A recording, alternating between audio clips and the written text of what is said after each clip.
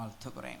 Social media மூலமாக எங்களோடு இந்த ஆராதனையிலே பங்கெடுத்திருக்கிற உங்கள் ஒவ்வொருவரையும் இயேசுவின் நாமத்தில் உங்களை நாங்கள் வரவேற்கிறோம். எம்எல்டி குடும்பம் உங்களை வாழ்த்துகிறது. கர்த்தர் தொடர்ந்து உங்களை ஆசீர்வதிப்பார்.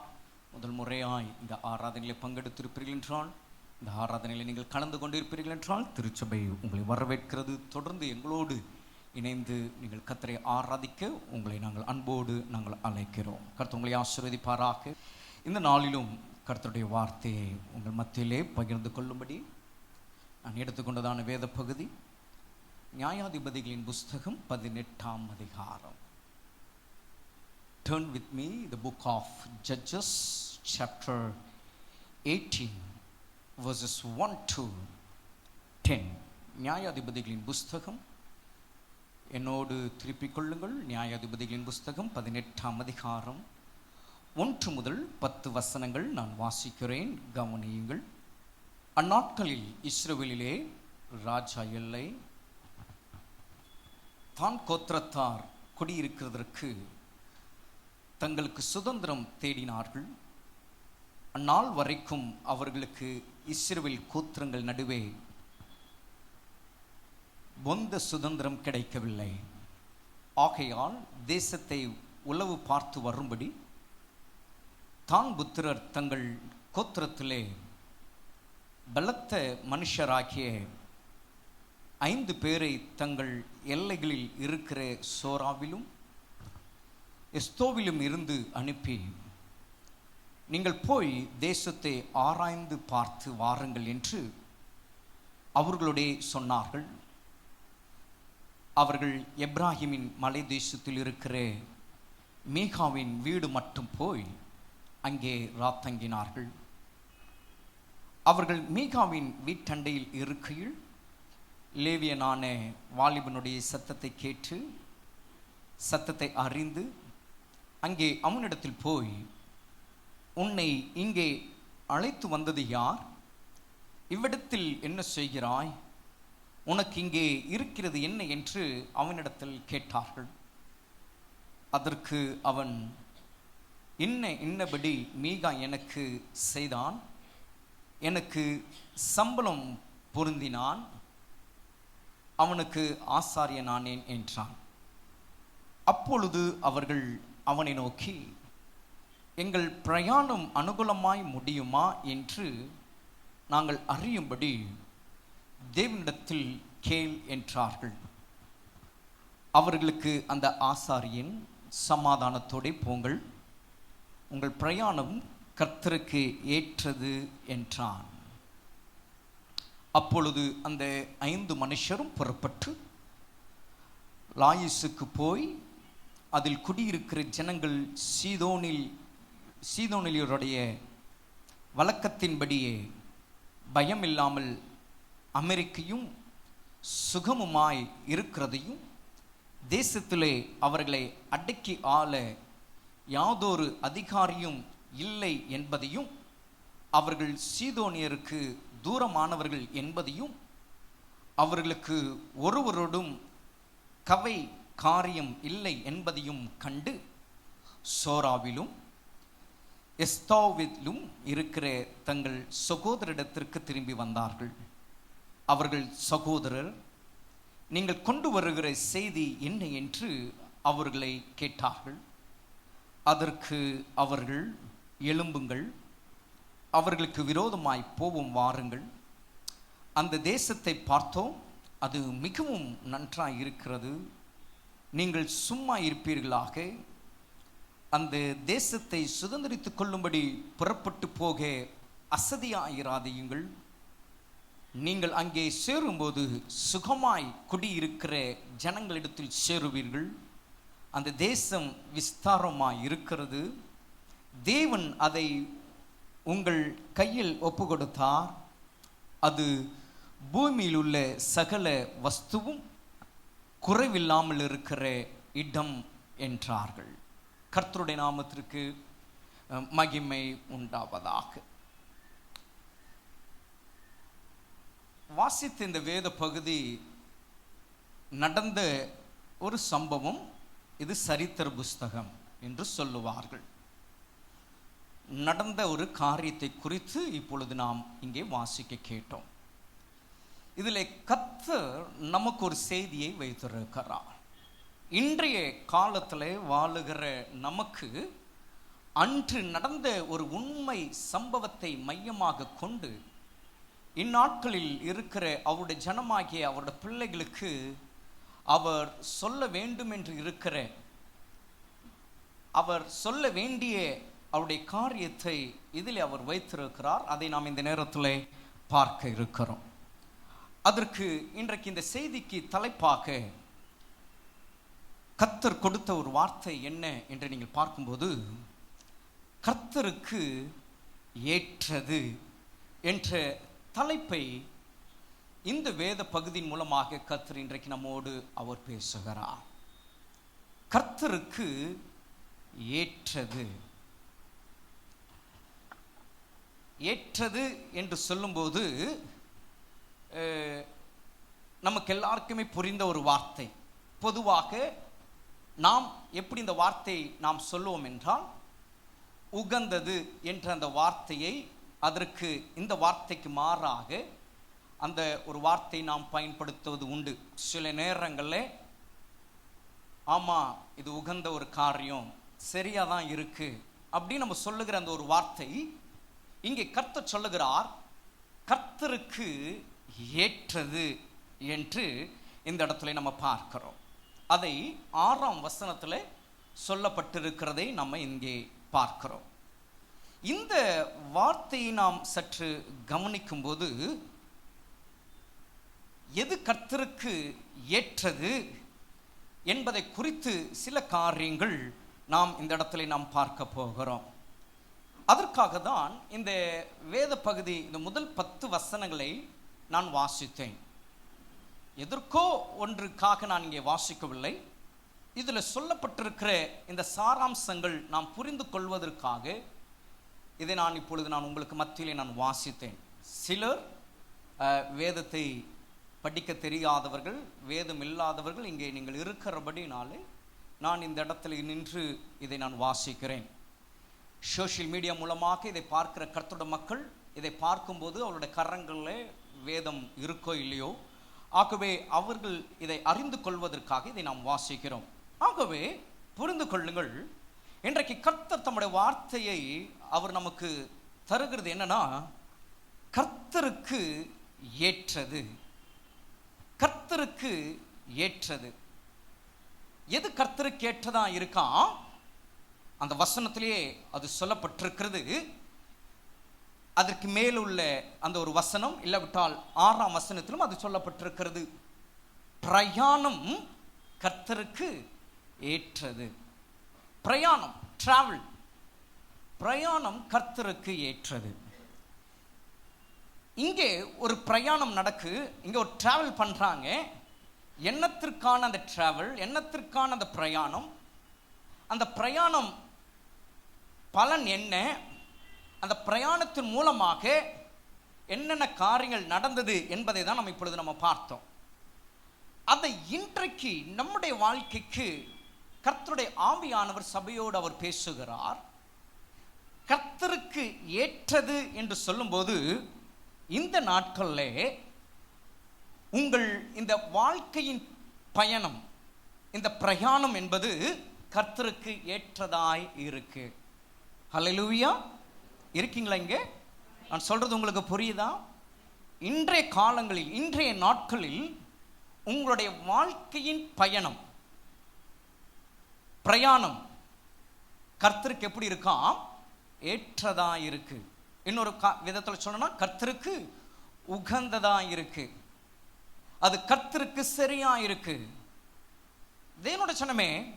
அப்போ உங்களுடைய இந்த காலங்கள், இந்த நாட்கள், உங்களுடைய வாழ்க்கையானது, நீங்கள் வாழ்ந்து கொண்டிருக்கிற இந்த வாழ்க்கை கர்த்தருக்கு எப்படி இருக்கா? ஏற்றதா இருக்கு. ஏன் அது அவருக்கு ஏற்றதா இருக்கு? உங்களுடைய, என்னுடைய, நாம் வாழுகிற இந்த வாழ்க்கை கர்த்தருக்கு ஏற்றதா இருக்கு அப்படின்னு நம்ம பார்க்கும்போது, வேதம் சொல்லுகிறது, சாலமோன் ஞானி மிக அதிகம் அழகாக சொல்லுகிறார், நீதிமொழிகள் 9ஆம் அதிகாரத்தில் நம்ம அதை பார்க்க முடியும். நம்முடைய நாட்களை அவர்தான் என்ன செய்கிறாராம்? பெருக்குகிறார். நம்முடைய காலத்தை அவர்தான் கூட்டுகிறாராம். உன் ஆயுசின் நாட்கள் பெருக பண்ணி உன் காலத்தை நான் என்ன செய்வேன்? அந்த வசனத்தை எடுத்துட்டீங்களா? பார்த்துட்டீங்களா? நீதிமொழிகளின் புஸ்தகத்திலே 9ஆம் அதிகாரத்தில் அந்த வார்த்தையை நாம் பார்க்க முடியும். என்னாலே உன் நாட்கள் பெருகும், விருத்தியாக்கும். விருத்தின ஆடட், கூட்டப்படும். அப்போ நம்முடைய தேவனாகிய கர்த்தராலே, கவனியுங்கள் எல்லோரும், நம்முடைய தேவனாகிய கர்த்தராலே நம்முடைய நாட்களும் நம்முடைய காலங்களும் பெருக பண்ணி கூட்டப்படுகிறதுனால கர்த்தர் நமக்கு கொடுக்கிற ஒவ்வொரு நாட்கள், ஒவ்வொரு காலங்களையும் நாம் வாழுகிற இந்த வாழ்க்கையானது கர்த்தருடைய பார்வையில கர்த்தருக்கு அது எப்படி இருக்கான்? ஏற்றதா இருக்கு. ஹல்லேலூயா. அவர் நமக்கு கூட்டி கொடுக்கிறபடினாலே, அவர் நம்மளுக்கு நாட்களை பெருக பண்ணுகிறபடியினால், அந்த பெருக்கத்தின் மூலமாக, அந்த விருத்தி ஆகிறதன் மூலமாக நாம் வாழுகிற ஒவ்வொரு நாளும் ஒவ்வொரு காலமும் அவர் மூலமாக நமக்கு கிடைக்கிறதுனால நம்ம வாழுகிறோம். ஆகவே இந்த வாழ்க்கையானது கர்த்தருடைய பார்வையிலே கர்த்தருக்கு எப்படி இருக்காம்? ஏற்றதா இருக்கு. கர்த்தருடைய நாமத்திற்கு மகிமை உண்டாவதாக, மகிமை உண்டாவதாக. அப்போ இந்த வாழ்க்கை பயணம், இன்றைக்கு நாம் வாழ்ந்து கொண்டிருக்கிற இந்த வாழ்க்கையானது கர்த்தருக்கு ஏற்றதாய் இருக்கு. அப்படின்னா வாழுகிற காலங்களில் நம்மளோட வாழ்க்கை எப்படி இருக்கணும், எப்படி முடியணும் அப்படின்னா அனுகூலமாய் முடியணும். ஹல்லேலூயா. இருக்கீங்களா இங்க? நம்முடைய வாழ்க்கை அவருடைய பார்வையிலே ஏற்றதா இருக்குன்னு அவர் சொல்றாருன்னா, வாழுகிற இந்த நாட்கள், இந்த காலங்கள், இந்த வாழ்க்கையின் பயணத்திலே நம்முடைய பயணம் முடியணும் அப்படின்னா நம்முடைய அந்த முடிவு எப்படி இருக்கணுமா? அனுகூலமா இருக்கணும். அனுகூலமா இருக்கணும். இன்னொரு விதத்தில் சொல்லணும்னா சாதகமாய் இருக்கணும். சாதகமாய் முடியணும். சிலருடைய மரணத்துல சிலர் பேசிக்கொள்வதை நம்ம பார்த்திருப்போம். நல்ல மரணமா இருந்தா சரி, அது வேறு ஒரு மரணமாக இருந்தாலும் சரி, சிலர் பேசிக்கொள்வாங்க, இவருக்கு இந்த ஒரு மரணம் இப்படி வந்திருக்க கூடாதுங்க, நிர்பந்தமான ஒரு மரணம், இப்படி ஒரு மரணம் சம்பவிச்சிருக்க கூடாது, இவரோட வாழ்க்கை இவ்வளவு சீக்கிரம் இப்படி போகும்னு நம்ம நினைச்சு கூட பார்க்கல, இப்படி இவ்வளவு சீக்கிரம் நம்ம விட்டு போவார், இப்படி இவ்வளவு சீக்கிரம் இவர் இந்த உலகத்தை விட்டு போவார். இதெல்லாம் நம்ம கேட்கிற ஒரு காரியங்கள். தேவனோட சனமே, நாம் வாழுகிற இந்த நாட்கள், நம்முடைய வாழ்க்கையின் பயணமானது அது எப்படி முடியணும்? அனுகூலமாய் முடியணும். கர்த்தருக்கு ஏற்றதாய், கர்த்தருடைய பார்வையிலே உகந்ததாய், கர்த்தருடைய பார்வையிலே பிரியமுள்ளதாய் இருக்கிற நம்முடைய வாழ்க்கையின் பயணமானது, பிரயாணமானது நாம் வாழும்போது அது அனுகூலமாய் இருக்கணும். இன்றைக்கு அப்படி இருக்க உங்களுடைய வாழ்க்கை? இன்றைக்கு வாழுகிற உங்களோட வாழ்க்கையில சாதகமாக இருக்கா? எல்லாம் சிலர் சொல்லுவாங்க, எல்லாமே எனக்கு பாதகமாக இருக்குங்க சொல்லி கேட்டிருக்கிறோம்ல. எப்படிங்க இருக்கிறீங்க அப்படின்னு கேட்டா என்னங்க சொல்றது? எல்லாம் எனக்கு எதிராக இருக்கு, பாதகமாக இருக்கு சொல்றோம் இல்லை? சில நேரங்களில் சந்தர்ப்பம் நம்மளை அப்படி சொல்ல வைக்குது. அப்படிதானே? அநேகர் அப்படி சொல்லுகிறதை நம்ம கேட்கிறோம். அனுகூலமா இல்லை. தேவனுடைய சின்னமே, அவர் நமக்கு அவருடைய கிருபையின் மூலமாக நம்முடைய நாட்களையும் நம்முடைய காலங்களையும் ஒரு பெருக்கத்திற்குள்ளாக, ஒரு விருத்திக்குள்ளாக, விருட்சத்திற்குள்ளாக ஒரு ஆடட், ஒரு கூட்டி அவர் நமக்கு கொடுக்கும் போது, அந்த நாட்களையும் அந்த காலங்களையும் நாம் நமக்கென்று எடுத்து அதில் வாழுகிற அவருடைய பிள்ளைகளாகிய நாம் இந்த உலகத்தில் எப்படி இருக்கணும்? அனுகூலமாக இருக்கணும். சிலருடைய வாழ்க்கை பார்த்தீங்கன்னா வேதனையாகவே இருக்கும், துக்கமாகவே இருக்கும், சஞ்சலமாகவே இருக்கும், தவிப்பாகவே இருக்கும், தத்தளிப்பாகவே இருக்கும். சிலர் சொல்லுவாங்க, என் கஷ்டகாலம் போகவே இல்லைங்க, என் கஷ்டகாலம் என்னை விட்டு போக மாட்டேங்குது, நானும் எவ்வளோ முயற்சி எடுக்கிறேன், நானும் எவ்வளோ பார்க்கிறேன், என் கஷ்டகாலம், என் துர்திஷ்டம் என்ன அது பின்தொடர்ந்துகிட்டே இருக்கு. இதெல்லாம் ஏன் ஒரு மனுஷனுடைய வாழ்க்கையில அவருடைய வார்த்தையாக ஏன் வருது அப்படின்னா, அவருடைய வாழ்க்கையில ஒரு அனுகூலமான ஒரு காரியம் இல்லாததுதான், ஒரு சாதகமான ஒரு வாழ்க்கை அவளுக்கு கிடைக்காததுனால தான், ஒரு அனுகூலமான ஒரு வாழ்க்கை அவளுக்கு உண்டாகாததுனால தான் இப்படி ஒரு புலம்பல், இப்படி ஒரு வேதனை, இப்படி ஒரு கஷ்டங்கள் நிறைந்த ஒரு வாழ்க்கைக்குள்ளாக மக்கள் போவதை, அவள் தவிப்பதை நாம் பார்க்க முடிகிறது. அன்புக்குரிய தேவனுடைய சனமே, ஒரு இன்ட்ரோவாக கர்த்தருடைய ஆவியானவர் சபைக்கு இந்த சத்தத்தை கேட்டுக்கொண்டிருக்கிற ஒவ்வொரு கர்த்தருடைய பிள்ளைகளுக்கும் அவர் சொல்லுகிற ஒரு காரியம் என்னன்னா,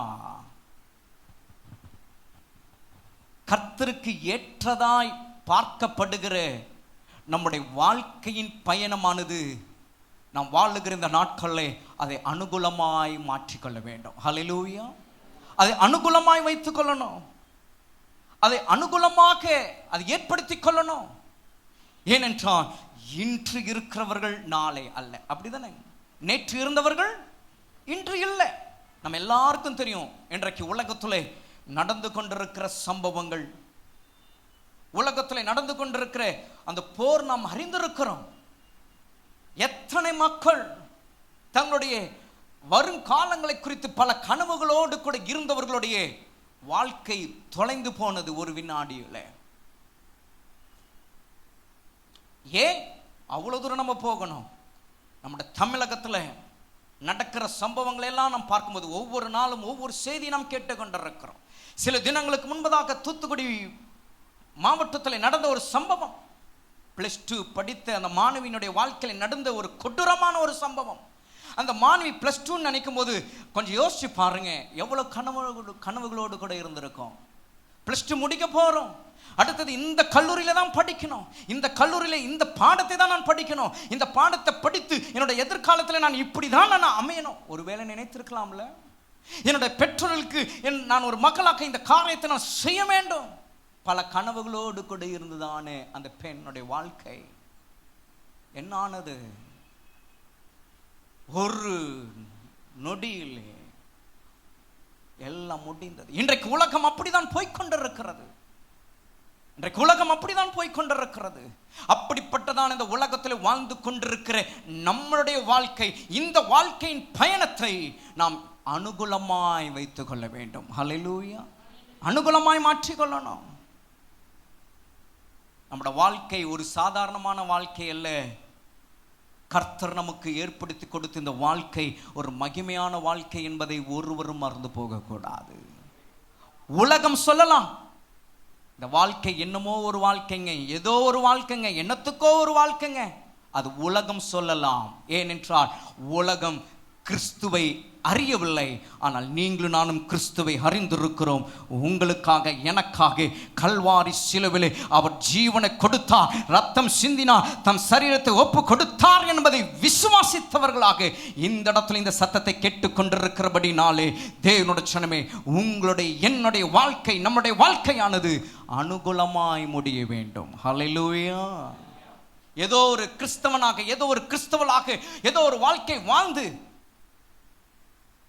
இருக்கிற வரைக்கும் வாழ்ந்துட்டு போலாம் என்ற ஒரு எண்ணம் ஒரு கிறிஸ்தவர்களுக்குள்ளாக இருக்கக்கூடாது.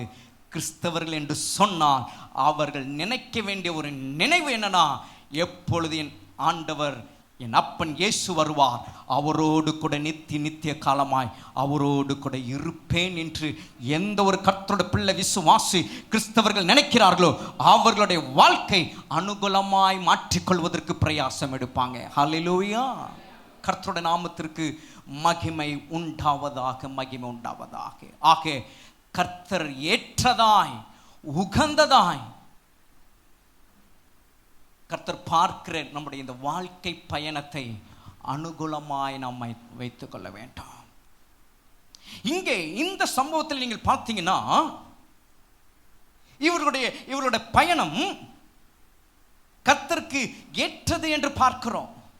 ஆனா எந்த சூழ்நிலை இவர்கள் போறாங்கன்னா வசனம் தெளிவாய் சொல்லுது, இவர்களுக்கு இல்லை என்கிற ஒரு நிலையிலே, இல்லை என்கிற ஒரு சூழ்நிலையிலே இவர்கள் போகிறார்கள். போகிற இவளுடைய பயணம் கர்த்தருக்கு எப்படி இருந்ததுன்னா ஏற்றதா இருந்தது. ஆனால் அதுல ஒரு ரகசியம் அடங்கியிருக்கு. என்ன அப்படின்னா, இல்லை என்று அவங்க இருக்கிறாங்க, ஆனால் இல்லை என்கிற அந்த நிலையிலே அவர்கள் முடங்கி போகாம, ஒடங்கி போகாம, தளர்ந்து போகாம, அப்படியே உட்கார்ந்து விடாம அவங்க என்ன செய்றாங்கன்னா அடுத்த லெவலுக்கு போக அவர்கள் எழும்பி அவங்க போறாங்க. தங்களுக்கு ஒரு அனுகூலமான ஒரு காரியம் உண்டாக வேண்டும், தங்களுக்கு ஒரு நன்மையான ஒரு காரியம் உண்டாக வேண்டும், தங்களுக்கு சாதகமான ஒரு காரியம் உண்டாக வேண்டும், தங்களுக்கு ஒரு மகிழ்ச்சியான ஒரு காரியம் நடக்க வேண்டும் என்பதற்காக இவங்க என்ன செய்றாங்க, இல்லை என்கிற அந்த நிலையை விட்டுட்டு இருக்கு அப்படி என்கிற ஒரு நோக்கத்தோடு அவங்க போறாங்க. அதை கர்த்தர் பார்த்தாரு. ஆகவே அவரோட பயணத்தை கர்த்தர் எப்படி ஏற்றது என்று கண்டார். ஹல்லேலூயா. ஆமா தேவனுடைய ஜனமே, இன்றைக்கு உங்களுடைய வாழ்க்கையின் பயணத்துல நீங்கள் எதுல நீங்கள் பயணித்துக் கொண்டிருக்கிறீர்கள்? இல்லை என்று பயணிக்கிறீங்களா? இருக்கு நீங்கள் பயணிக்கிறீங்களா? போதும் என்று பயணிக்கிறீங்களா? வேண்டும் என்று பயணிக்கிறீங்களா? இன்றைக்கு எதை உங்களோட வாழ்க்கையிலே பயணமாக உங்களோட வாழ்க்கை பயணம் போய் கொண்டிருக்கிறது? சிந்தித்து பாருங்க. இங்க இவர்களுடைய வாழ்க்கை இல்லை என்கிற ஒரு சூழ்நிலை இருக்கிறாங்க. அந்த முதல் வசனத்தில் அதை நாம் பார்க்கிறோம். அவங்களுக்கு யார் இல்லையா? ராஜா இல்லை. அடுத்தது அவங்களுக்கு என்ன இல்லை? சுதந்திரமா இருக்க, குடியிருக்க ஒரு இடம் இல்லை. இடம் இல்லை. அவங்க எப்படி இருக்கிறாங்களாம்? வசனம் சொல்லுது, இஸ்ரவேல் கோத்திரங்களின் நடுவே எந்த சுதந்திரம் இன்னும் அவங்களுக்கு கிடைக்கல. அவங்களுக்கு தனி ஒரு சுதந்திரம் கிடைக்கல. அப்படின்னா இன்னொருத்தருக்கு கீழே இருக்கிறாங்க. அவங்க இன்னொரு மக்களோடு இணைந்து இருக்கிறாங்க. ஆகவே ஒரு சுதந்திரம் இல்லை. ஆகவே ஒரு சுதந்திரம் தங்களுக்கு வேண்டும் என்று, தங்களுக்கு ஒரு இடம் வேண்டும் என்ற ஒரு நோக்கத்தோடு அவங்க போறாங்க. அந்த சம்பவத்தை நம்ம வாசிச்சோம். நீங்கள் வீட்டில் போய் திரும்ப நீங்கள் வாசித்து பாருங்க. போறாங்க. அப்ப போகும்போது ஒரு நோக்கத்தோடு கூட போறாங்க. அந்த நோக்கத்தை கர்த்தர் பார்த்தாரு. பார்த்ததுனால தான் சொல்றாரு, ஓ கர்த்தருக்கு அது எப்படி இருந்துச்சாம்? ஏற்றதா இருந்தது.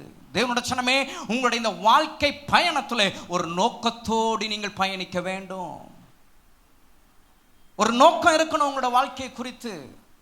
நோக்கம் இல்லாம நாம் இந்த நாட்களில் வாழ்ந்து கொண்டிருப்போம் என்றால் என்ன பிரயோஜனம்?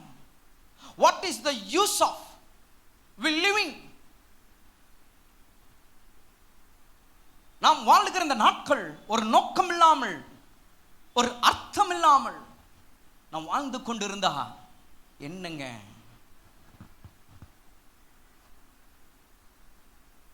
சிலர் சொல்லுகிறது போல நாம் இன்றைக்கு சொல்ல இங்க இருக்கிறோமா? என்னோட வாழ்க்கையெல்லாம் முடிஞ்சிருச்சுங்க, ஏதோ இருக்கிறேங்க அப்படிங்க வந்திருக்கிறோமா? இல்லை, இல்லவே இல்லை.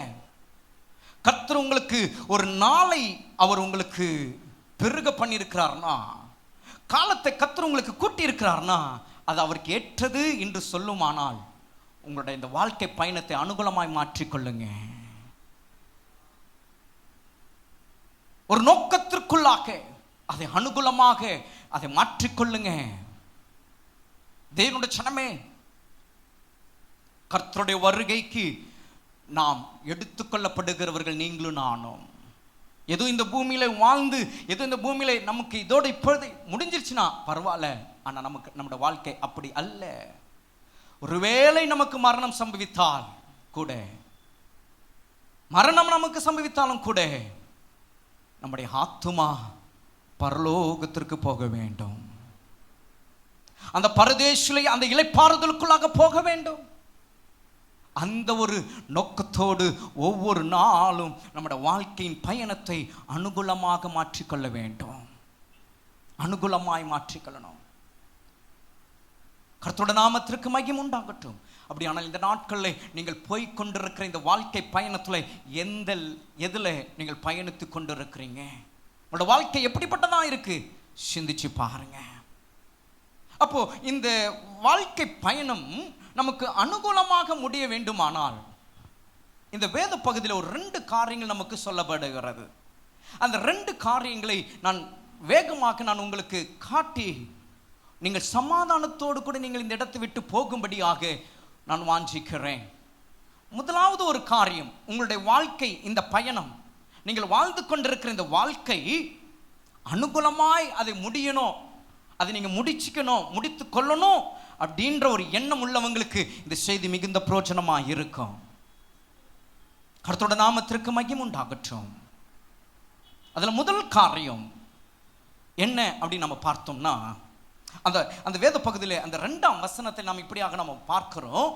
கவனியுங்கள். அங்கே, ஆகையால் தேசத்தை உளவு பார்த்து வரும்படி தான் புத்திரரில் தங்கள் கோத்திரத்திலே பலத்த மனுஷராகிய 5 பேரை தங்கள் எல்லைகள் இருக்கிற சோராவிலும் எஸ்தோவிலும் இருந்து அனுப்பி என்று நம்ம பார்க்கிறோம். அதில் ஒரு வார்த்தை நம்ம வாசிச்சோம், கவனிச்சிங்களா? 5 பேர், 5 numbers, 5 பேர், 5 peoples, 5 பேர். இந்த 5 என்கிற இந்த நம்பர் ஒரு விசேஷமான ஒரு நம்பர் வேதத்தில் நம்ம பார்க்கிறோம். 5 அப்பத்தை கர்த்தர் என்ன செஞ்சாருங்க? இது போல இந்த 5 என்று சொல்லும் போது அது விசேஷமான ஒன்று. வேதத்தில் 5 பற்றி நிறைய இடத்துல நம்ம பார்க்கிறோம். அப்படி ஒரு விசேஷமாக சொல்லப்படுகிற, பார்க்கப்படுகிற ஒரு நம்பராக தான் இந்த 5 நாம் இங்கே சொல்லப்படுகிறது. அதே போல தான் இந்த இடத்துல 5 பேர் போறாங்க. இந்த 5 பேர் போகிறது நிமித்தம் நடந்தது என்னன்னா, ஒரு பெரிய ஒரு ஆசீர்வாதத்தை திரும்ப கொண்டு வர்றாங்க. அதான் நான் சொன்னேன், இந்த 5ன்னு சொல்லும் போது இட்ஸ் a blessing one. போனவங்க ஆசீர்வாதத்தோடு வர்றாங்க, ஒரு நல்ல செய்தியோடு திரும்பி வர்றாங்க. அப்போ இந்த 5 அப்படி நம்ம சொல்லும்போது நம்முடைய வாழ்க்கையில ஆவிக்குரிய ரீதியிலே ஒரு 5 காரியங்களை நான் உங்களுக்கு காட்ட நான் விரும்புகிறேன். உங்களுடைய இந்த வாழ்க்கை பயணத்தில் நீங்கள் வாழ்ந்து கொண்டிருக்கிற இந்த வாழ்க்கையில ஒரு 5 விதமான நபர்கள் உங்களுடைய வாழ்க்கையில இருக்கணும். நான் காட்ட போகிறேன். வேதத்தில் அப்படி இருந்த மக்களை நான் உங்களுக்கு இந்த நேரத்தில் காட்ட போகிறேன் மிக வேகமாக. இப்ப நான் காட்ட போகிற இவர்கள் எல்லாம் ஆவிக்குரியவர்கள். அப்படின்னா என்ன அர்த்தம் தெரியுங்களா? உங்களுடைய இந்த வாழ்க்கை பயணத்தில் உங்களோட வாழ்க்கை பயணமானது அனுகூலமாய் முடியணும்னா வாழுகிற இந்த நாட்களில் ஒரு 5 விதமான ஆவிக்குரியவர்களை உங்களுக்கென்று நீங்கள் வைத்துக் கொள்ளணும். ஹல்லேலூயா. உங்களோட வாழ்க்கையில் நீங்கள் அப்படி இது வரைக்கும் நீங்கள் வச்சிருக்கிறீங்களா? அப்படி இப்போ நான் காட்ட போறேன் யார் யாருன்னு. அந்த 5 பேர் எப்படிப்பட்டவர்கள் என்பதை நான் உங்களுக்கு காட்ட போறேன். ஏன்னா இங்கே தான் கோத்திரத்தார் 5 பேர் அனுப்புனாங்க, நல்ல ஒரு செய்தியை கொண்டு வந்தாங்க, அவங்களுக்கு அது ஒரு ஆசீர்வாதமாக மாறினது. அதே போல நம்முடைய வாழ்க்கையும் ஆசீர்வாதமாக இந்த பூமியில வாழுகிற காலங்களிலே நமக்கு உண்டாக வேண்டுமானால், நம்மளுடைய வாழ்க்கை அனுகூலமா இருக்கணும், நம்முடைய வாழ்க்கை முடியும் போது அது ஒரு பெர்ஃபெக்டா அது அனுகூலமா முடியணும்னா வாழுகிற இந்த நாட்கள்ல ஆவிக்குரியவர்கள் 5 பேர் நம்முடைய வாழ்க்கையில எப்பவுமே இருக்கணுங்க. இன்றைக்கு மக்கள் நம்மளோடு கூட இருக்கிறது ரொம்ப டேஞ்சர், அப்படிதானே? இல்ல, இன்றைக்கு மக்கள் கூட இருக்கிறது தான் டேஞ்சர். உலகம் அப்படிதான் சொல்லும். பைபிள் சில நேரத்தில் பைபிள் அப்படிதான் சொல்லுது, மாம்சமுள்ள யாரையும் ஆமா மனுஷனை நம்புவதை பார்க்கலாம் இப்படிலாம் சொல்லியிருக்கு.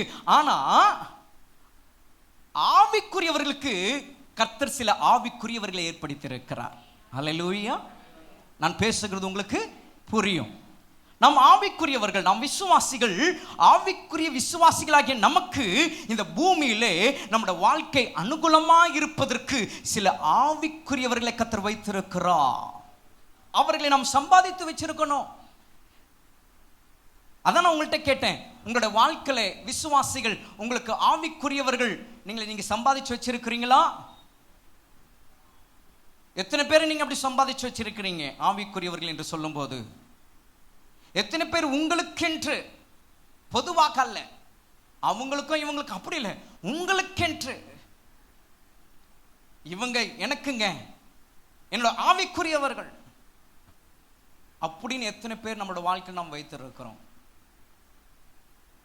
ஆனா இந்த காலங்களில் அவர்களை கண்டுபிடிப்பது ரொம்ப அரிது.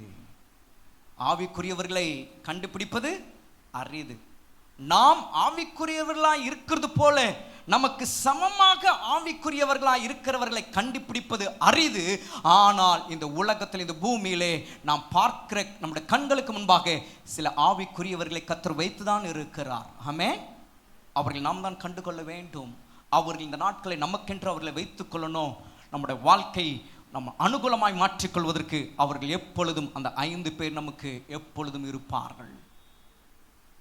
அப்படி அந்த 5 பேரை நம்ம மிக வேகமாக பார்க்கலாமா?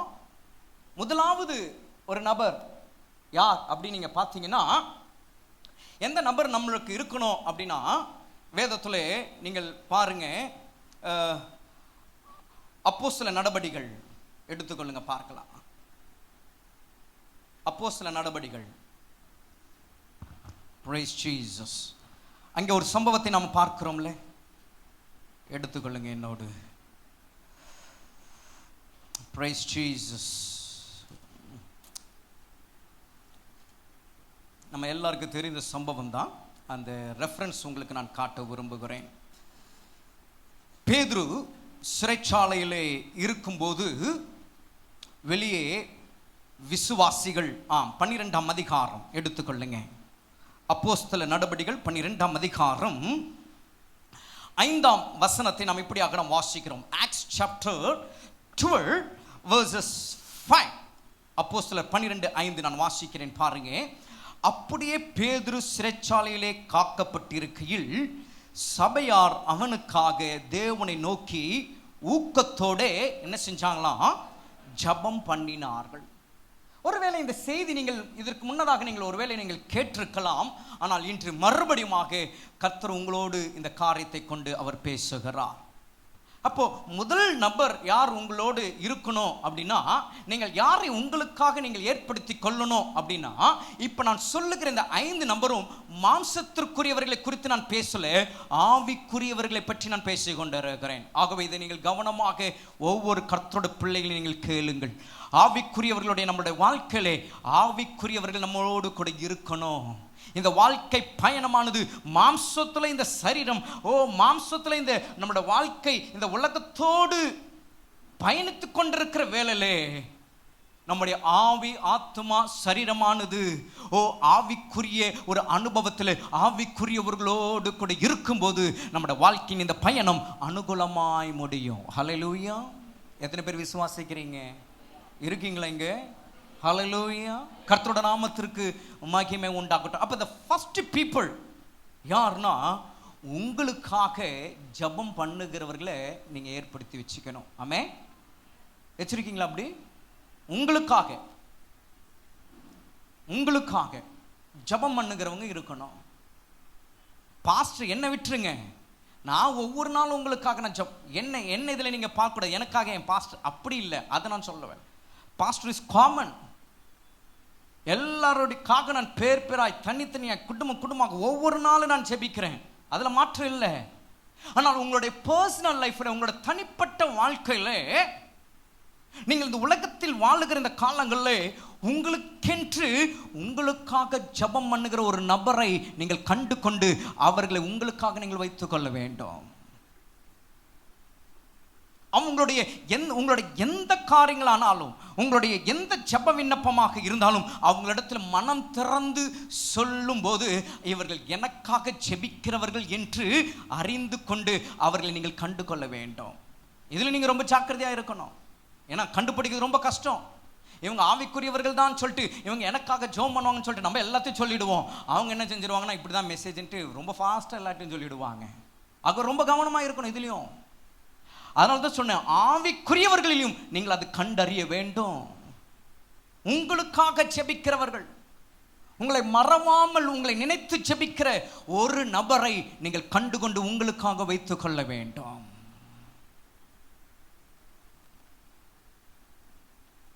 நான் இப்படி கேட்கிறேன், எனக்காக எத்தனை பேர் ஜெபம் பண்றீங்க?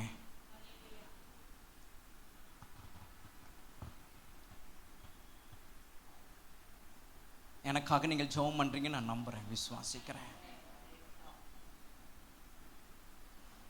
நமக்கென்று ஒரு நபரை நாம் ஏற்படுத்தி கொள்ளணும்.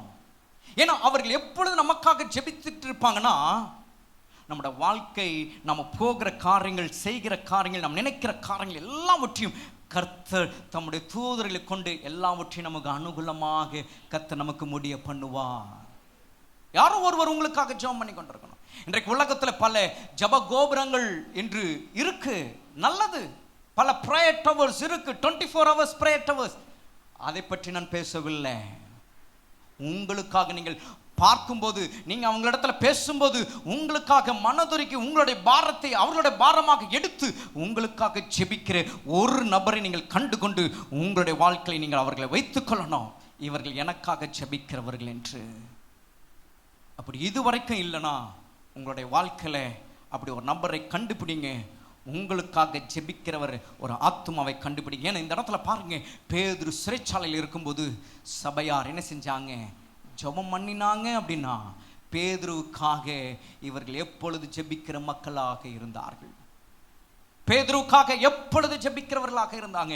ஆனால் தான் சிறைச்சாலைக்கு போன போதும் இங்கே பேதுருவுக்காக இவங்க கூடி இந்த இடத்துல ஜெபிக்கிறாங்க. உங்களுக்கு 2-3 பேர் கூடி ஜெபிக்கிற மக்களை பற்றி நான் கேட்கல. ஒரு நபரை நீங்கள் உங்களோட வாழ்க்கையில கண்டு கொள்ளுங்க.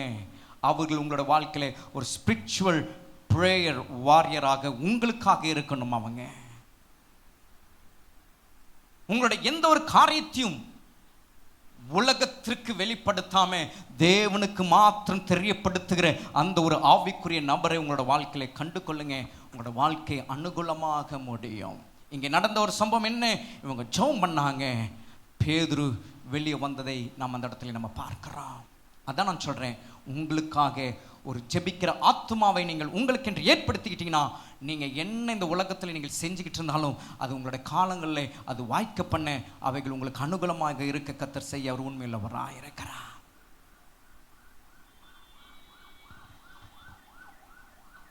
இந்த விஷயத்துல நீங்கள் ரொம்ப கவனமாக இந்த நாட்கள் நீங்கள் செயல்பட வேண்டும்.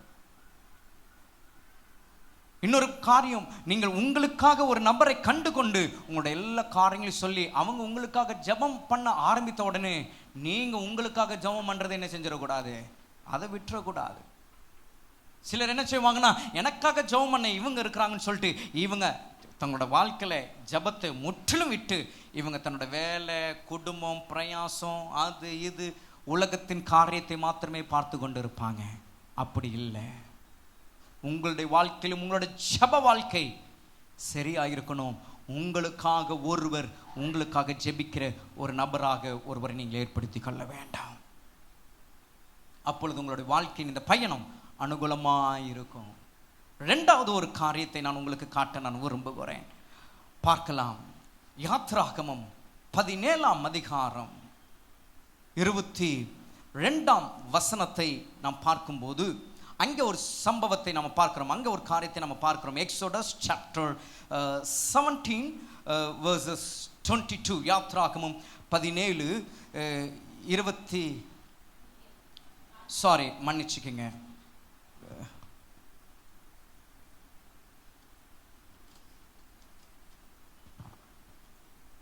12ஆம் வசனம், மன்னித்துக் கொள்ளுங்கள், 12ஆம் வசனம். Exodus chapter 17 verses 12. யாத்ராகமம் 17:12. அங்கே நாம் என்ன வாசிக்கிறோம்? மோசேயின் கைகள் அசந்து போயிற்று. அப்பொழுது அவர்கள் ஒரு கல்லை கொண்டு வந்து அவன் கீழே வைத்தார்கள். அதன் மேல் உட்கார்ந்தான். ஆரோனும் ஊரும் ஒருவன் ஒரு பக்கத்திலும் ஒருவன் மறுபக்கத்திலும் இருந்து அவன் கையை தாங்கினார்கள். இவ்விதமாய் அவன் கைகள் சூரியன் அஸ்தமிக்கும் வரைக்கும் ஒரே நிலையாயிருந்தது. 2வது ஒரு நபர் நம்மளோட வாழ்க்கையில உங்களோட வாழ்க்கையில இருக்கணும். அது யாருன்னா, உங்களை தாங்குகிறவர்கள், உங்களை சப்போர்ட் பண்றவங்க. நீங்க பலவீனப்படும் போது, நீங்கள் தளர்ந்து போகும்போது, நீங்கள் உடைந்து போகும்போது, நீங்கள் நொறுக்கப்படும் போது, நீங்கள் வேதனையின் ஊடாய் நீங்கள் போகும்போது உங்களை தாங்குகிற ஒரு நபர் உங்களோடு கூட இருக்க வேண்டும். அப்படி ஒரு நபரை நீங்கள் உங்களோட வாழ்க்கையில் நீங்கள் வச்சிருக்கீங்களா? அதனாலதான் இன்றைக்கு அநேகருடைய விசுவாசிகள் கர்த்தருடைய பிள்ளைகளுடைய வாழ்க்கையிலும்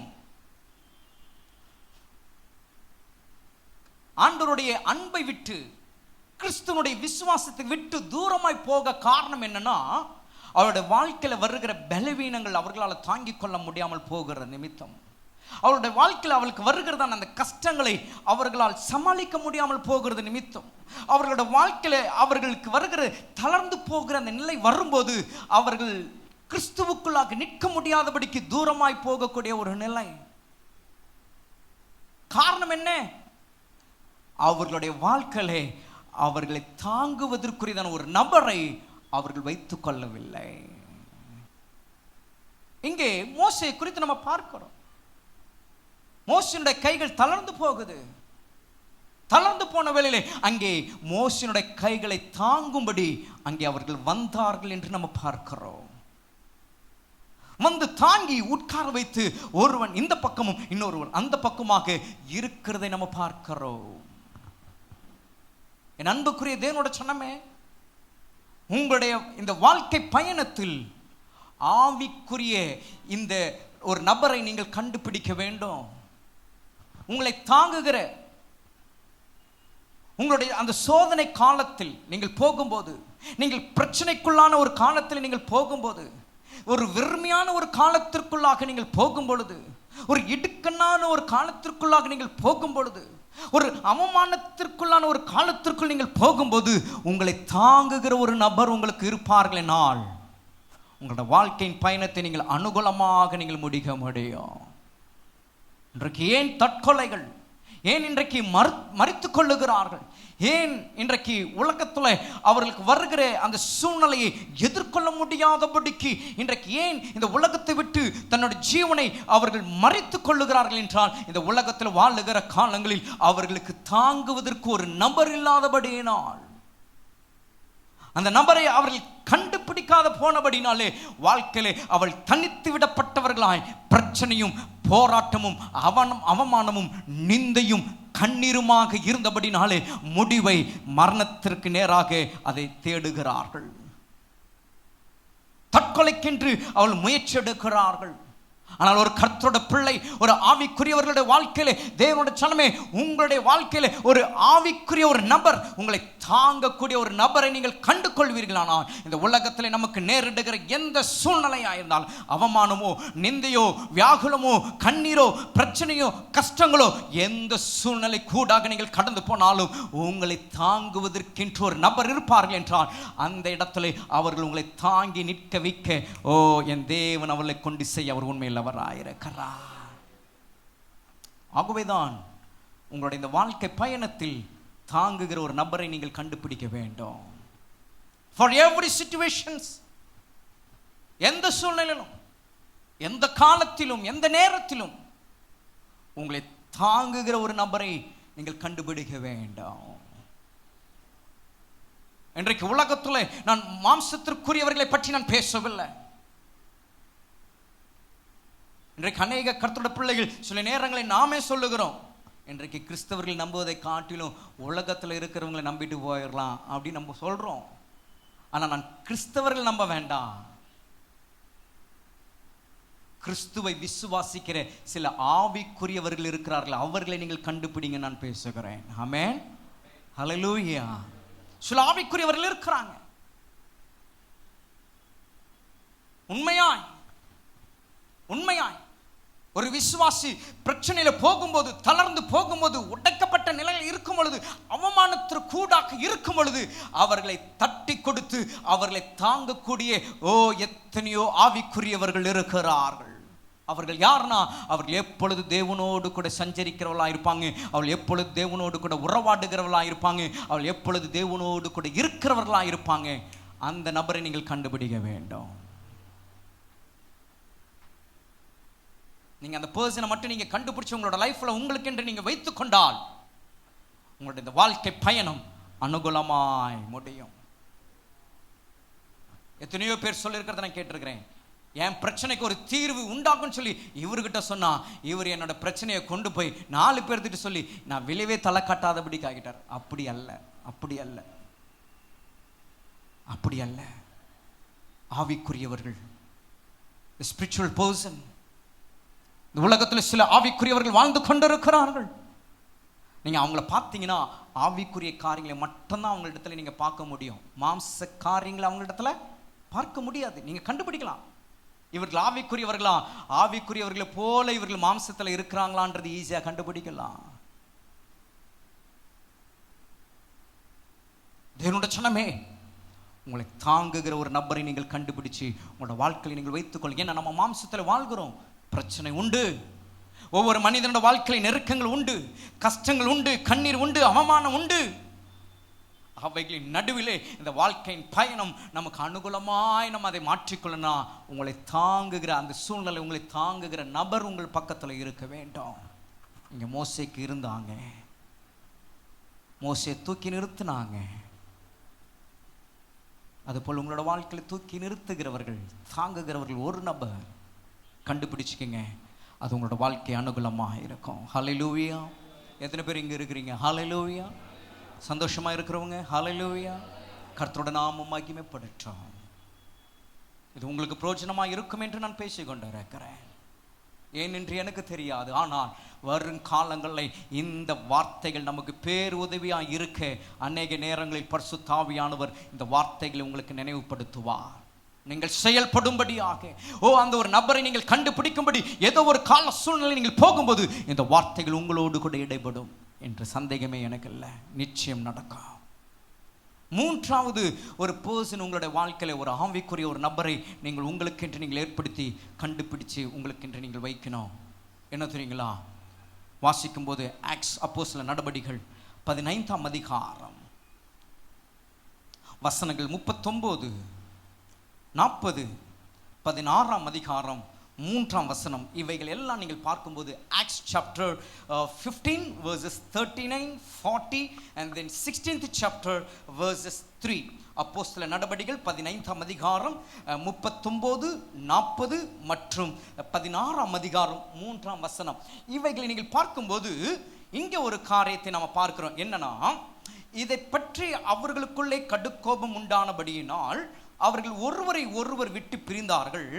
பர்னபா மார்க்குவை கூட்டிக் கொண்டு கப்பல் ஏறி சீப்புரு தீவுக்கு போனான். பவுலோ சீலாவை தெரிந்து கொண்டு சகோதரராலே தேவனுடைய கிருபைக்கு ஒப்புவிக்கப்பட்டு புறப்பட்டு என்று பார்க்கிறோம். 14ஆம் அதிகாரம் 3ஆம் வசனத்தில் வரும்பொழுது அங்கே நம்ம பார்க்கிறோம், அவனை அப்படி என்றால் தீமோத்தேயுவை பவுல் தன்னுடனே கூட கூட்டிக் கொண்டு போக வேண்டும் என்று விரும்பி, அவனுடைய தகப்பன் கிரேக்கன் என்று அவ்விடங்களில் இருக்கும் யூதர்கள் எல்லாரும் அறிந்திருந்தபடியினால் அவர்கள் நிமித்தம் அவனுக்கு விரோத சேதனம் பண்ணினான். இப்போ வாசித்த இந்த 3 வசனங்களிலே ஒரு காரியத்தை ரிப்பீட்டாக நம்ம பார்த்தோம். என்ன அப்படின்னா, ஒரு பர்சனுக்கு இன்னொரு பர்சன் கூட இருக்கிறது. அப்படின்னா என்னன்னா, உதவி செய்கிற ஒரு நபரை நமக்கு எப்பவும் வச்சுக்கணும். அப்படின்னா எப்பவுமே நம்ம கடன் கேட்டுக்கிட்டு நம்ம அவங்கள்ட்ட பணம் வாங்கிட்டு அப்படிப்பட்ட ஒரு நபர் அல்ல. நல்லா புரிஞ்சுக்கிங்க. நம்ம எப்போ பாரு நம்ம கடன் பணம் வேணும்னு கேட்டால் நமக்கு எப்பவுமே கொடுத்துக்கிட்டே இருக்கிற நபரை பற்றி நான் பேசலை. உதவி செய்கிறது, ஹெல்ப்பர். எத்தனையோ காரியங்களில் நம்மளுக்கு உதவி செய்யக்கூடிய மனிதர்கள் நமக்கு வேண்டியதா இருக்கு இந்த உலகத்துல. ஒரு வேலைனா, இல்லாவிட்டால் ஒரு குடும்பம்னா, ஒரு சொசைட்டினா, நமக்கு உதவிக்கு அப்படின்னா ஒரு நபர்கள் நமக்கு தேவையா இருக்கு. எல்லாமே நம்ம ஒரு தனி நபராக எல்லா காரியத்தையுமே செய்திட முடியாது. சில காரியங்கள் நம்ம செய்யலாம், ஆனால் எல்லா காரியங்களும் நம்ம செய்திட முடியாது. சில நபர்கள் நமக்கு உதவி செய்யக்கூடியவர்கள் நமக்கு இருக்கணும், தி ஹெல்ப்பர். இங்கே பர்னபாவை பார்க்கிறோம். யாரை கூட்டிட்டு போறாரு? மார்க்குவை கூட்டிட்டு போறார். எதுக்கு? தனக்கு உதவிக்கு. பவுலை பார்க்கிறோம், சீலாவை கூட்டிட்டு போறார். எதுக்கு? உதவிக்கு. திரும்பவும் இன்னொரு பிரயாணத்துல பவுல் நினைக்கிறார், தீமோத்தேயுவை கூட கூட்டிட்டு போகணும்னு நினைச்சு விரும்புகிறார், கூட்டிட்டு போகிறார். அப்போ ஒரு மனிதனுடைய வாழ்க்கையில அவனோட வாழ்க்கை அனுகூலமாக அது முடியணும் அப்படின்னா இன்னொரு பர்சன் ரொம்ப இந்த உலகத்துல முக்கியமா தேவை. அப்படி யாருன்னா helper, those who are helping கூட இருக்கணும். உதவி செய்யக்கூடிய நபர்கள், உதவி செய்யக்கூடியவர்கள். உதவினா என்னங்க? ஒரு காரியத்தில் நம்ம தள்ளாடுகிற ஒரு தடுமாற்றம் இருக்கான், ஒரு ஆலோசனை கொடுக்கக்கூடிய ஒரு நபர். ஒரு அவசரமா ஒரு இடத்திற்கு போகணுமா, நமக்கு உதவி செய்யக்கூடிய ஒரு நபர். ஒரு காரியத்தை அவசரமாக முடிக்க வேண்டுமா, அதை முடித்து கொடுக்கக்கூடிய ஒரு நபர். சில நேரங்களில் ஐயோ இவங்க நமக்கு கொஞ்சம் ஹெல்ப் பண்ணி இருந்தா இந்த காரியம் எனக்கு கொஞ்சம் சீக்கிரம் முடிஞ்சிருக்குமே, இவங்க மட்டும் கொஞ்சம் எனக்கு முன்ன வந்திருந்தாங்கன்னா இந்த காரியம் எனக்கு ஜெயமாய் முடிஞ்சிருக்குமே. எத்தனையோ காரியங்கள் நம்ம அப்படி நினைச்சது உண்டு. பண விஷயத்தை பற்றி நான் பேசல. பண விஷயத்தில் உதவி செய்கிறீங்கன்னா அது நீங்கள் உங்களோட பொறுப்பு, அது நீங்கள் தான் கவனிச்சுக்கணும். நான் அதை பற்றி பேசல இந்த இடத்துல. உங்களுடைய ஆவிக்குரிய வாழ்க்கையில நீங்கள் இந்த வாழ்க்கையின் பயணம் அனுகூலமாக முடியணும் அப்படின்னா உங்களுக்கு உதவி செய்கிற சில நபர்கள் எப்பொழுதும் உங்களோடு கூட இருக்கணும். சிலர் பார்த்தீங்கன்னா எப்பவுமே யாரையாவது ஒருத்தர் எப்பவுமே இருப்பாங்க. ஏதாவது உனக்கு டக்குன்னு ஃபோன் அடிப்பான், அடுத்த செகண்ட் வந்து நிற்பாங்க, சொல்லுவாங்க. பார்த்தீங்களா, எனக்கு எந்த ஒரு கவலை இல்லைங்க, அந்த காரியத்தை அப்படின்னா அப்படி முடிச்சிடலாம் அப்படியே இருப்பாங்க. கடந்த நாட்களில் ஒருவருடைய அறிமுகம் எனக்கு கிடைச்சது.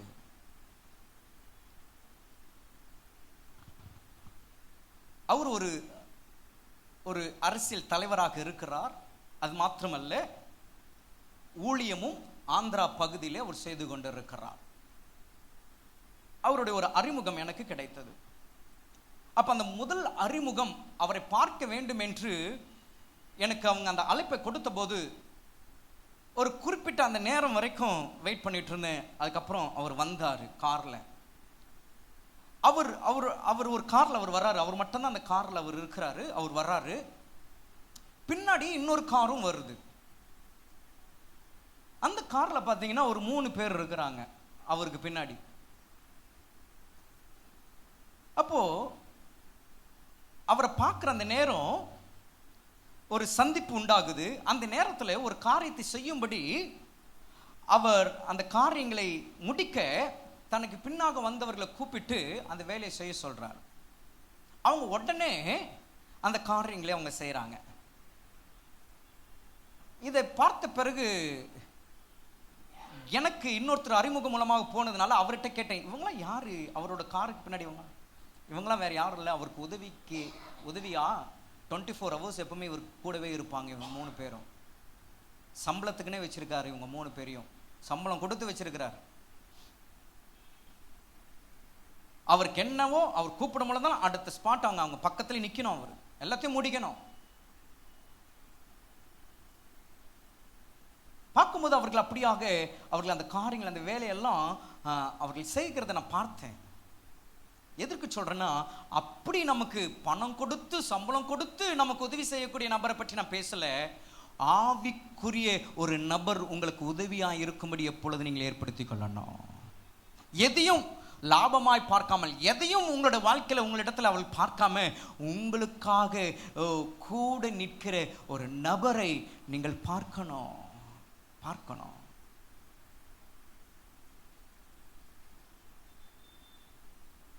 எனக்கு தெரிந்த ஒரு லாயர் ஒருவர் உண்டு, வழக்கறிஞர்.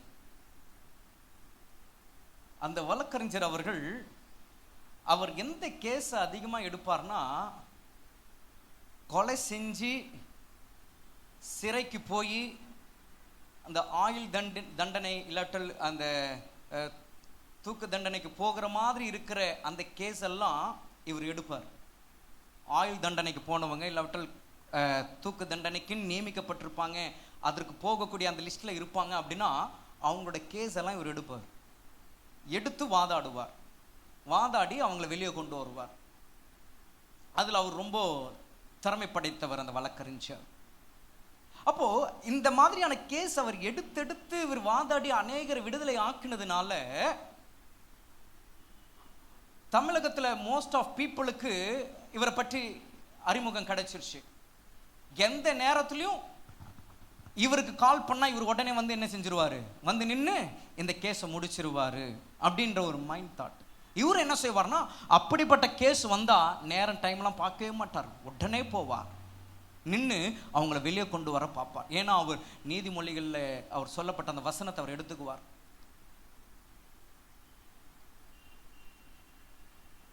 அந்த ஒரு வசனத்தை எடுத்து அவர் அந்த ஒரு காரியத்தை ஊழியமா நான் செய்கிறேன்னு செய்வார். அவர் இப்படிப்பட்டதான காரியத்தை பற்றில நான் உங்களோடு கூட பேசல.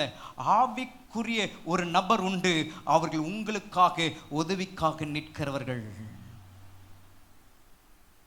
அப்படிப்பட்டதான ஒரு நபரை உங்களோட வாழ்க்கையை நீங்கள் ஏற்படுத்தி கொள்ள வேண்டும். இங்க பர்னபா ஒரு நபரை ஏற்படுத்தி கொண்டார். பவுல் தனக்கென்ற ஒரு நபரை கூட ஒரு உதவிக்கு ஏற்படுத்தி கொண்டார். அவர்கள் எல்லா சூழ்நிலையிலும் அவர்களுக்கு உதவியாயிருந்தார்கள். தேவனுடைய சனமே, உங்களுடைய வாழ்க்கையிலும் இப்படிப்பட்டதான ஒரு அனுபவம் உள்ளவர்களை, இப்படிப்பட்டதான ஒரு ஆவிக்குரியவர்களை நீங்கள் கண்டு கொண்டீர்கள் என்றால் உங்களுடைய வாழ்க்கையின் பயணம் எல்லா காலங்கள் சூழ்நிலையும் அது அனுகூலமாயிருக்கும். நான் முடிக்கிறேன் மிக வேகமாக. இன்னும் 2 காரியத்தை நான் சொல்லி முடிச்சிடுறேன். என்ன அப்படின்னா, 4வது ஒரு நபர் எப்படிப்பட்ட நபர்னா, 1 சாமுவேல் 18ஆம் அதிகாரம் 1ஆம் வசனத்தை நீங்கள் வாசித்து பார்த்தீங்கன்னா, 1 Samuel chapter 18 verses 1 ஒன்றிலிருந்து நீங்கள் தொடர்ந்து வாசிங்கன்னா அதில் நீங்கள் ஒரு காரியத்தை நீங்கள் பார்க்க முடியும். மிக வேகமாக நான் போகிறேன். 4வது ஒரு நபர், எந்த நபர் நம்மளோட வாழ்க்கையில் நாம் வைத்துக்கொள்ளணும் அப்படின்னா, 1 Samuel chapter 18 verses 1 அங்கே நம்ம வாசிக்கிறோம் பாருங்க. அவன் சவுலோடு பேசி முடித்த பின்பு யோனத்தானுடைய ஆத்துமா தாவீதினுடைய ஆத்துமாவோடு ஒன்றாய் இசைந்திருந்தது. யோனத்தான் அவனை தன் உயிரை போல சிநேகித்தான் என்று வேதம் சொல்லுகிறது. யோனத்தான் தாவீதை எப்படி சிநேகித்தானாம்? தன் உயிரை போல. சொல்லுவாங்களே இந்த உலகத்தில், என்னுடைய பெஸ்ட் ஃப்ரெண்டு, என்னோட உயிர் நண்பன் சொல்லுவாங்க. உயிர் நண்பன் அது முற்றிலும் போய் பிரச்சனைன்னு வந்தால் எந்த நேரத்தில் எப்போ போய் மறைஞ்சிக்குவாங்கன்னே தெரியாது. அதெல்லாம் அந்த வார்த்தையெல்லாம் நம்ப முடியாது. நான் மலேசியாவுக்கு போன போது ஃபஸ்ட் டைம் நான் மினிஸ்ட்ரிக்காக நான் போயிருந்தபோது அங்கே எனக்கு அறிமுகமான மக்கள் நிறைய பேர். அதில் 2 பேர் ரொம்ப க்ளோஸ் ஆனாங்க, ரொம்ப ஃபிட்டு, என் கூடவே இருந்தாங்க போகிற வரைக்கும். இப்போது நான் கிளம்ப போகிறேன், அடுத்த நாள் நான் ஃப்ளைட் ஏற போகிறேன். முன்னாடி அவங்க 2 பேர் லெட்டர்லாம் எழுதி கொடுக்குறாங்க. அதில் எழுதி கொடுத்துட்டு அதில் என்ன சொல்கிறாங்கன்னா, டெய்லி உங்களுக்கு நாங்கள் ஃபோன் பண்ணுவோம். நாங்கள் டெய்லி நாள் தவறாமல் உங்களுக்கு இந்த டைமுக்கு ஃபோன் வரும். அவங்க வாயில் சொன்னதும் இல்லாமல் எழுதியும் அதில் கொடுத்துருந்தாங்க. முதல் 2 நாள் ஃபோன் வந்தது, 3ஆவது நாள் ஃபோன் வரல, 2 நாள் கழிச்சு திரும்ப ஒரு ஃபோன் வந்தது. அப்படியே பிரேக் ஆகி இன்றைக்கி அந்த 2 பேர் எங்கே போனாங்கன்னே தெரியலை. அவ்வளோ ஒரு க்ளோஸ் ஃப்ரெண்டு, உயிர் ஃப்ரெண்டெல்லாம் சொன்னாங்க. ஏன்னா அதெல்லாம் நம்ம நம்ப முடியாது.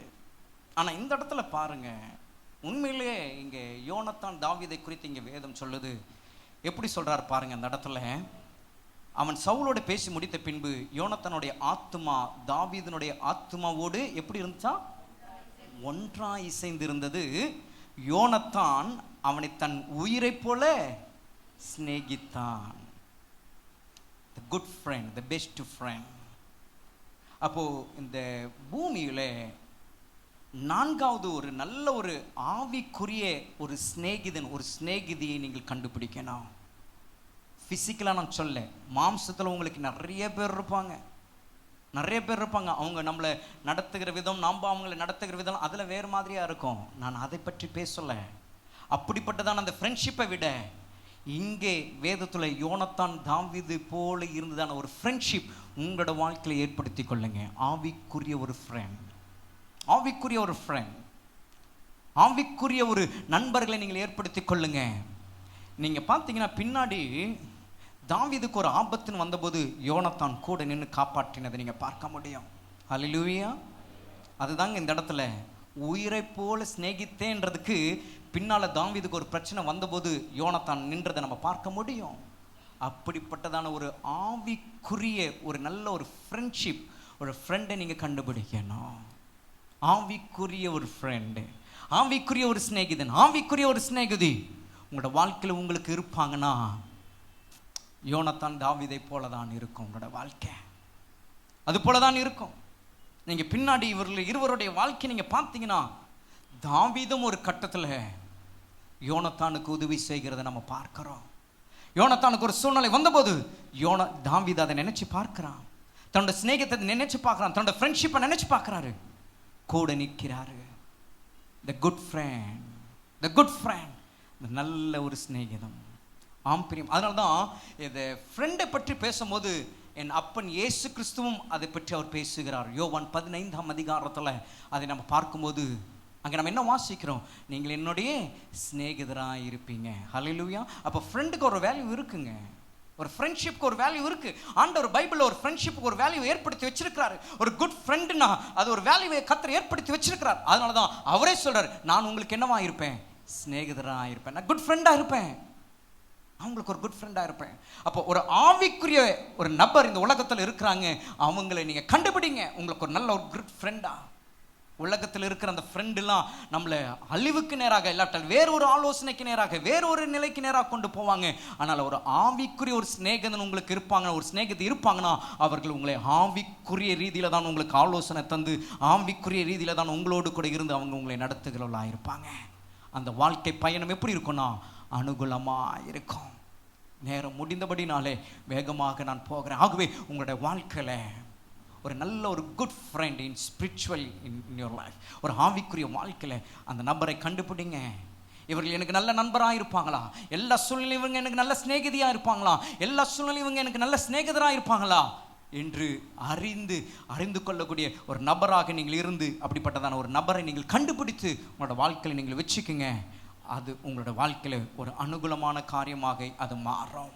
கடைசியாக நான் சொல்ல வருகிற ஒரு காரியம் என்னன்னா, 5வது ஒரு நபர், இது ரொம்ப முக்கியமான ஒரு நபருங்க.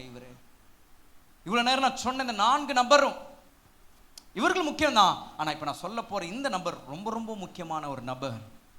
வேதத்தில் நம்ம வாசிக்கிறோம், லூக்கா சுவிசேஷம் 23ஆம் அதிகாரம் 42ஆம் வசனத்தை நீங்கள் வாசித்து பார்ப்பீங்கன்னா, Luke's chapter 23 verses 42 says like this. லூக்கா 23ஆம் அதிகாரம் 42ஆம் வசனத்தை இப்படியாக நாம் வாசிக்கிறோம்.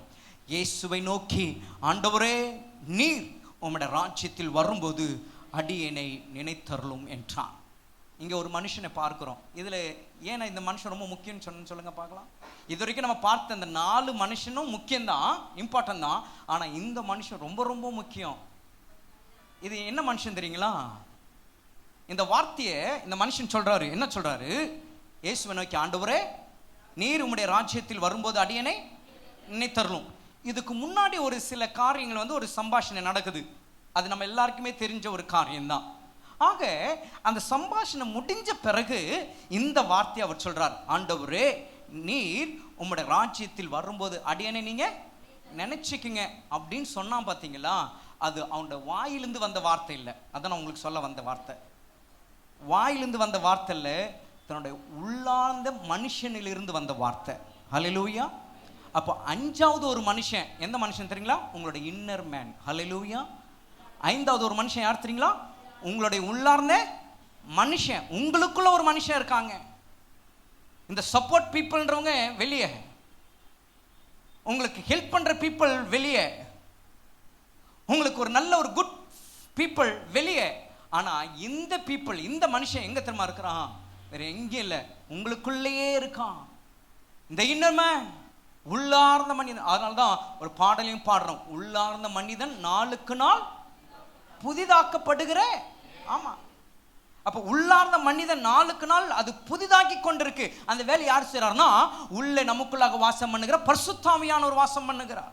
அந்த வேலையை அவர் செய்யற அப்படினாலதான் கடைசி ரொம்ப இம்பார்ட்டன்டான ரொம்ப முக்கிய மனுஷனை குறித்து ஆண்டவர் பேசுகிறார். உங்களுடைய உள்ளார்ந்த மனிதன், உங்களுடைய உள்ளார்ந்த மனிதன், உங்களோட உள்ளார்ந்த மனிதன் எடுக்கிற அந்த டிசிஷன் இல்லாவிட்டால் உங்களோட உள்ளார்ந்த மனிதன் சிந்திக்கிற அந்த சிந்தனை, உங்களோட உள்ளார்ந்த மனிதன் யோசிக்கிற அந்த யோசனை, உங்களோட உள்ளார்ந்த மனிதன் பேசுகிற அந்த வார்த்தைகள் நீங்க கேட்கிறவர்களாக இருக்கணும்.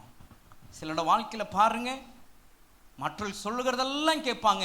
சுயமாக ஒரு காரியத்தை நிதானமாக யோசித்து இது சரியா தவறா, இது நல்லதா தவறா, இது போகிறது பண்றது, அது எதுக்குமே யோசிக்க மாட்டாங்க. எல்லாமே டிபெண்ட் அதர்ஸ். எல்லா காரியத்துக்கும் அடுத்து அடுத்து அடுத்து அடுத்து அடுத்து அடுத்து அடுத்து. ஆனா உங்களுக்குள்ளே ஒரு மனுஷன் இருக்கிறான். அந்த மனுஷன் உங்களுக்குள்ளாக எப்பொழுது செயல்படுகிறவனாக இருக்க வேண்டும். ஹல்லேலூயா. மாம்சத்துல ஒரு மனுஷன் அது வெளி தோற்றத்துல செயல்படுகிற ஒன்று, அதை பற்றி நான் பேசல. உங்களுக்குள்ளாக இருக்கிற உள்ளார்ந்த மனுஷன் உங்களுக்குள்ளாக இருந்து செயல்படுகிறவனாக இருக்கணும். எப்பொழுதும் அவன் உங்களுக்குள்ளாக ஃபங்க்ஷன் ஆகணும். எத்தனை பேருடைய வாழ்க்கையில் உங்களுக்குள்ளாக உங்களோட உள்ளார்ந்த மனுஷன் சொல்லுகிற காரியங்களை நீங்கள் செய்கிறவெல்லாம் இருக்கிறீங்க, முடிவு நீங்கள் எடுக்கிறதா இருக்கிறீங்க. அதுலேயும் நீங்கள் ரொம்ப கவனமாக தான் இருக்கணும். உள்ளார்ந்த மனிதனுடைய காரியங்களிலும் நீங்கள் செயல்படுகிற விஷயத்திலும் அது ரொம்ப கவனமாக இருக்கணும். ஆனால் உங்களுடைய உள்ளார்ந்த மனுஷன் செயல்படுகிறதா இருக்கணும். இன்றைக்கு எத்தனையோ மனிதனுடைய வாழ்க்கையில் அந்த உள்ளார்ந்த மனிதன் எங்கே இருக்கிறான் என்றே தெரியாதவர்கள் எத்தனையோ பேர் வாழ்ந்து கொண்டிருக்கிறாங்க. எத்தனை பேர் வாழ்ந்து கொண்டிருக்கிறாங்க. தங்களோட உள்ளார்ந்த மனிதனுடைய அந்த செயல்படுவதற்கு இடம் கொடுக்க வேண்டும். அப்போ 5 விதமான நபர்களை நான் உங்களுக்கு காண்பித்திருக்கிறேன். அந்த முதல் நபர் உங்களுக்காக ஜெபம் பண்ணுறவங்க, உங்களுக்காக தாங்குகிறவங்க, உங்களுக்காக உதவி செய்கிறவங்க, உங்களுக்காக நல்ல நண்பர்களாக இருக்கிறவங்க. 5வதாக உங்களுடைய உள்ளார்ந்த மனிதனுடைய அந்த செயல்பாடு. இந்த 5 மனிதர்களும் உங்களுக்குள்ளாக இருப்பாங்கன்னா நிச்சயமாக உங்களுடைய வாழ்க்கை பயணம் அனுகூலமாக இருக்கும். 2வது ஒரு காரியத்தை நான் சொல்கிறேன்னு சொன்னேன், அதை நான் சொல்லி முடிச்சிடுறேன். ரெஃபரன்ஸை மாத்திரம் நான் உங்களுக்கு காமிச்சிட்டு நான் செபிக்க நான் போகிறேன். உங்களுடைய வாழ்க்கையின் பயணம் அனுகூலமாய் முடியணும்னா 2வது ஒரே ஒரு காரியம் நான் சொல்லி முடிக்கிறேன். பாருங்க, நீங்கள் அந்த வேதத்தில் நீங்கள் அந்த வசனத்தை நீங்கள் வாசித்து பார்க்கும்போது 4ஆம் வசனத்தில் அதை நம்ம வாசிக்கிறோம். என்ன வாசிக்கிறோம்னா, இந்த verses 4, அதற்கு அவன் இன்னபடி மீகா எனக்கு செய்தான், எனக்கு சம்பளம் பொருத்தினான், அவனுக்கு ஆசாரியன் ஆனேன் என்றான்.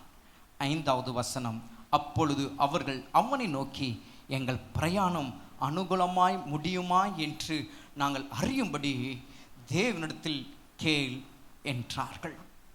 2வது ஒரு காரியம் என்ன தெரியுங்களா? உங்களுக்கென்று ஒரு ஆசாரியன் எப்பொழுதும் இருக்க வேண்டும். முதலாவது ஒரு காரியத்தை சொன்னேன், உங்களுக்கு முதல் ஒரு 5 ஆவிக்குரிய நபர்கள் உங்களுக்கு இருக்கணும். 2வது உங்களுக்கு ஒரு ஆசாரியன் எப்பொழுதும் உங்களுக்கு இருக்கணும். உங்களுக்கென்று ஒரு ஆசாரியன் இருக்கணும். இந்த இடத்துல நீங்க பாருங்க, இவங்க கேட்குறாங்க, நீ யாரு, இந்த இடத்துல எப்படி வந்த, உனக்கு என்ன இங்க அப்படின்னு கேட்கும்போது அந்த மனுஷன், அந்த லேவியன் சொல்லுகிறான், நான் இப்படின்னு சொல்லிட்டு அவளுக்கு ஆசாரியனாக இருக்கிறேன் என்று. ஆசாரியன் என்று கேட்ட உடனே அவங்க அடுத்தது கேட்குறாங்க, எங்களோட பிரயாணம் அனுகூலமா முடியுமா? பாருங்க, ஒரு ஆசாரியன் இருக்கிறதுனால தான் அவங்க அந்த ஆசாரியன் இடத்துல கேட்குறாங்க, எங்களோட பிரயாணம் அனுகூலமா முடியுமா அப்படின்னு கேட்குறாங்க. கர்த்தரிடத்துல கேட்டு சொல்லுங்க. தேவனோட சொன்னமே, உங்களுடைய வாழ்க்கையிலே ஆசாரியன் என்பவன் மிக முக்கியத்துவம் வாய்ந்தவனாக இருக்கிறான். அந்த ஆசாரியனை நீங்கள் எப்பொழுதும் உங்களுக்கென்று நீங்கள் வைத்துக் கொள்ளணும். அதுவும் தேவைக்காக மாத்திரம் இல்லை, எல்லா காரியங்களுக்கும் எப்பொழுதுக்கும் உங்களுக்கென்று ஒரு ஆசாரியன் இருக்கணும். அந்த ஆசாரியன் யார் தெரியுமா? வேதத்தில் சொல்லுகிற பிரகாரம் நாம் பார்க்கும்போது, மாம்சத்தில் உங்களை நடத்துவதற்கு ஒரு ஆசாரியனாக கர்த்தரினை ஏற்படுத்தியிருந்தாலும் இந்த நாட்களில் வேதம் உங்களுக்கு ஒரு ஆசாரியனை காண்பிக்கிறது. அந்த ஆசாரியனை பற்றி வேதம் என்ன சொல்லுகிறது என்றால், வெளிப்படுத்தின விசேஷத்தில் நீங்கள் எபிரேயருக்கு எழுதின நிருபம் 7ஆம் அதிகாரத்தில் நீங்கள் வாசிப்பீர்கள் என்றால், நான் சொல்லி முடிக்கிறேன். எபிரேயர் 7ஆம் அதிகாரம் 1ஆம் வசனத்தில் இருந்து நீங்கள் தொடர்ந்து நீங்கள் வாசித்து பார்த்தீங்கன்னா, அங்கே ஆசாரியனை குறித்த ஒரு காரியத்தை பற்றி, மெல்கிசேதேக்கை பற்றி அந்த இடத்துல சொல்லப்படுகிறது. தொடர்ச்சியாக நீங்கள் கீழே வாசித்துட்டு வந்தீங்கன்னா 15ஆம் வசனத்தில் இப்படியாக நாம் வாசிக்கிறோம், அல்லாமலும் மெல்கிசேதேக்குக்கு ஒப்பாய் வேறொரு ஆசாரியர் எழும்புகிறார் என்று சொல்லி இருப்பதினால் மேற்சொல்லியது மிகவும் பிரசித்தமாய் விளங்குகிறது. யாருங்க அந்த ஆசாரியர்? அதை தான் வேதம் கீழே தொடர்ச்சியாக நீங்கள் வேதத்தில் நீங்கள் வாசிப்பீர்கள் என்றால் 25ஆம் வசனத்திலிருந்து இப்படியாக நாம் வாசிக்கிறோம். மேலும் தமது மூலமாய் தேவனிடத்தில் செய்கிறவர்களுக்காக வேண்டுதல் செய்யும்படிக்கு அவர் எப்பொழுதும் உயிரோடு இருக்கிறவர் ஆகியால் அவர்களை முற்றுமுடிய இரட்சிக்க வல்லவருமாயிருக்கிறார்.